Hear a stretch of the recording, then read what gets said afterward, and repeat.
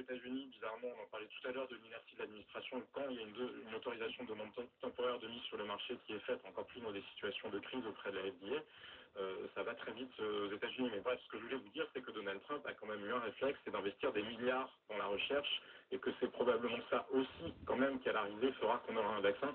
Pas seulement la communication, puisque Joe Biden n'aura pas plus de pouvoir que Donald Trump sur les différents États. Virginie Leguet, ce président sortant, Donald Trump, qui ne s'exprime pas, cela peut paraître, vous évoquiez un fort chabrol à l'instant, Henri Vernier, ça peut paraître extravagant, vu d'ici.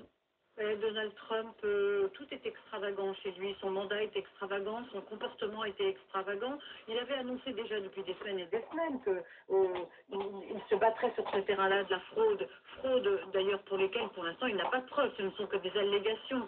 Mais il est dans son récit et son récit lui interdit d'admettre la défaite, son récit lui interdit d'admettre qu'il a perdu, être un loser chez lui c'est quelque chose qui est impossible, son moi grandiose ne peut pas se résoudre à ça et donc il ne peut pas parler. Qu'est-ce qu'il pourrait dire?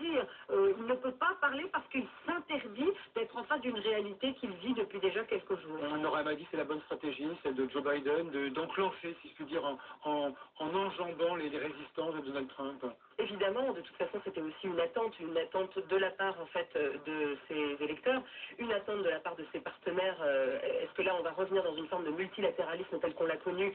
On n'y est pas encore. Clairement, on ne reviendra pas en arrière. Il y aura de manière un peu plus, ce sera quelque chose de plus poli et de plus policé, mais on n'aura pas de retour arrière. Ce qui est assez intéressant en fait, au-delà de la personnalité même de Trump, c'est que on a 75 millions de personnes qui ont voté pour Joe Biden. Mais là où on annonçait en fait une défaite des Rouges, 70 millions de personnes ont voté. 71 millions de personnes ont voté pour Trump. C'est-à-dire que même si Trump s'en va, le Trumpisme n'est pas mort.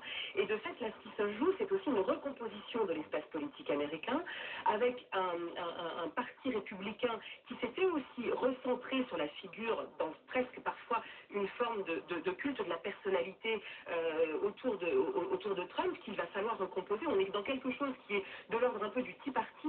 Comment ceci va pouvoir se recomposer? Et au-delà, qu'est-ce que ça veut dire dans les années à venir de cette Amérique en fait complètement fracturée?